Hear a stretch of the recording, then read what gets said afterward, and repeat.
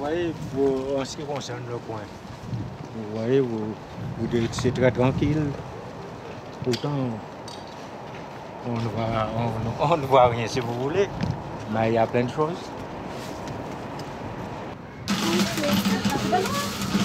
Bonsoir.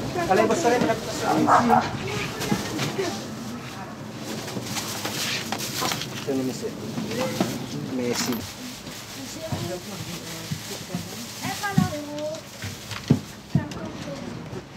Tiens, je t'ai amené les gens qui sont sortis de chez moi pour savoir ce qui se passe.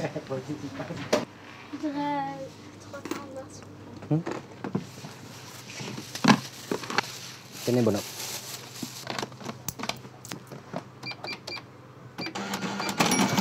Depuis, on a des problèmes. La lessive a fait à moi, j'ai perdu même plus que 50% ici. À l'époque, le matin jusqu'au soir, j'ai fait à peu près 110 personnes. Maintenant, j'ai fait même pas 50 personnes. C'est-à-dire j'ai perdu beaucoup. Ouh, ça fait bientôt 6 ans, madame, je suis là. Hein. Oh, j'ai un sac. Okay. Combien 80 centimes, madame.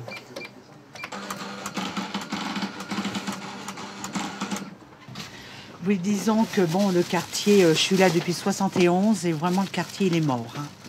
On manque de commerçants, vraiment, c'est vraiment laissé à l'abandon. Hein.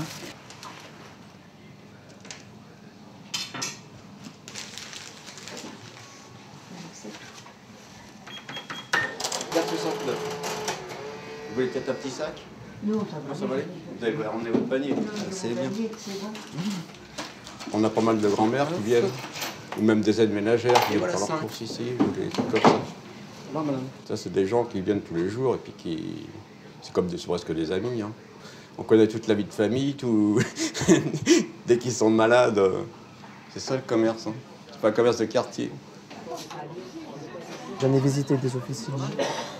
Je suis arrivé là, je ne sais pas, ça m'a plu tout de suite. Il y avait des quartiers chics, je me suis méfié un petit peu. J'ai accepté ce quartier parce que c'était un mélange de tout. Je me suis dit, tiens, c'est gentil parce que les gens ne sont pas trop pénibles comme dans d'autres quartiers. On peut donner des bons conseils, ils sont là à l'écoute, mais il y a des quartiers où c'est vraiment dur. Même en conseillant, ils ne font pas confiance. Alors je me suis dit, tiens, ce quartier, c'est pas mal.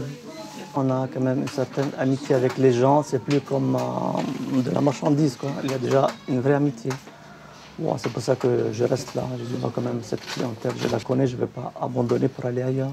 Le destin a voulu que je tombe ici, quoi.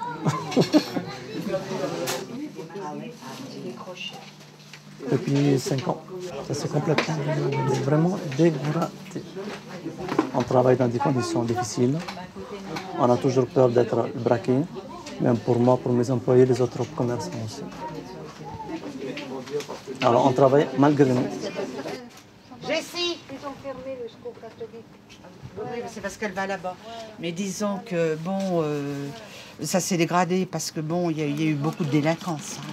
Parce qu'à un moment, il y avait un trafic de drogue. Là, à la maison de la musique et tout, il y avait trafic de drogue. Donc, le soir à 10h, on ne pouvait pas sortir. Hein, c'était pas possible. Hein. Bon, moi, j'ai encore, bon, je touche ma tête. Bon, j'ai des jeunes qui habitent à côté de chez moi. Donc, ils me le disent, s'il y a un problème ou quoi que ce soit, vous nous le dites. Hein. De ce côté-là, bon, ils ne sont pas tous... comme on dit, comme ça, mais certains jeunes, c'est vrai que ce n'est pas des cadeaux, hein. Il faut dire les choses comme elles sont.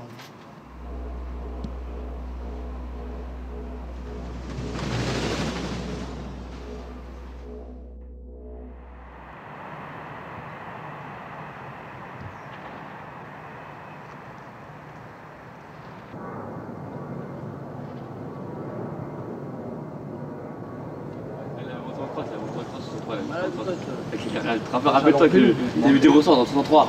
Tu voulais remettre en négrité. Quoi, la butte? Non, souriez mesdames, vous êtes filmés. Oh, ils vont casser le bâtiment, il y en aura des merdes. Un commentaire sur le bâtiment.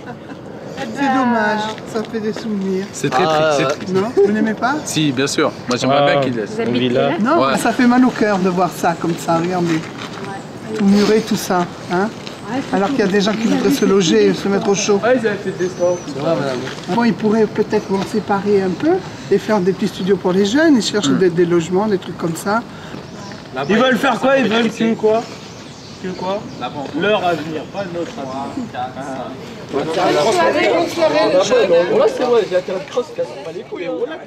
Quand ça a commencé à se vider, effectivement, plus ça se vidait, plus ça se détériorait, quoi, en fait.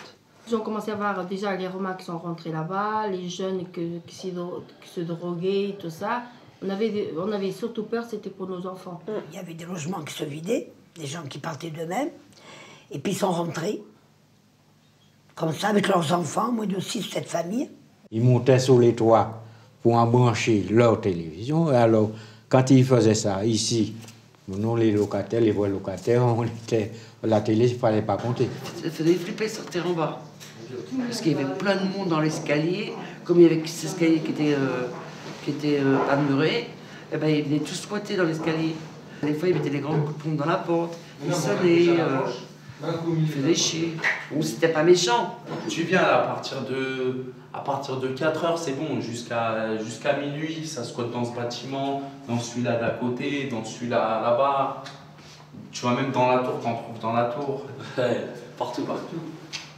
Alors quand ils vont détruire celui-là, ça va squatter partout. Je pense que les gens se sentent abandonnés, mais au plus profond d'eux-mêmes pour plein de choses. Moi-même, je suis quelque part abandonnée aussi parce que j'habite ici. Je fais la moindre démarche, on me dit « Comment vous êtes au Saule? Mais comment faites-vous pour être au Saule ?»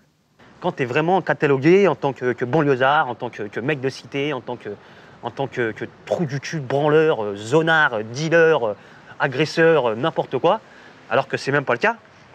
Alors que, parce que j'ai une petite poignée de fous la merde qui pollue tout le quartier. Et donc tout le monde est mis dans le même sac, bah c'est là que tu commences à te dire faut vite que je parte. Et c'est là que ça devient grave, parce que les gens ont envie de partir. Les gens n'ont pas envie de faire quelque chose pour améliorer leur quartier, les gens ont envie de fuir. Les gens disent, moi je préfère fuir plutôt que de m'investir dans mon quartier en disant si on faisait quelque chose pour nous. C'est pas possible, parce que c'est un boulot qui est à la taille des... C'est pire que les pyramides d'Égypte ici pour faire quelque chose, là. C'est pas possible. Il faut partir et faire sa vie ailleurs. Parce que si tout le monde y mettait du sien, ça serait bien.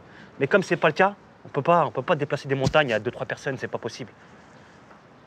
Alors les gens préfèrent partir. Ça va me faire du bien de changer, quand même, parce qu'il y a trop de souvenirs à oublier, et quand je vais être là-bas, je vais repartir oublier le passé et repartir sur l'avenir. Je crois que c'est mieux.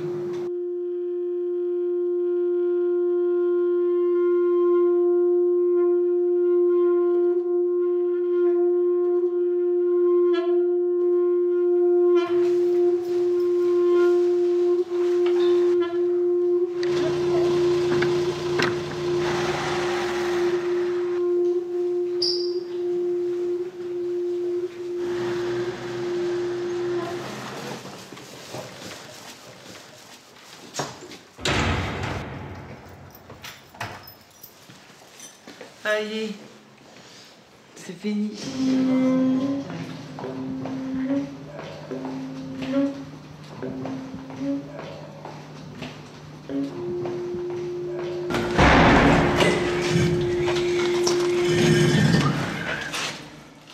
Mais il y a des gens qui ont pleuré, hein.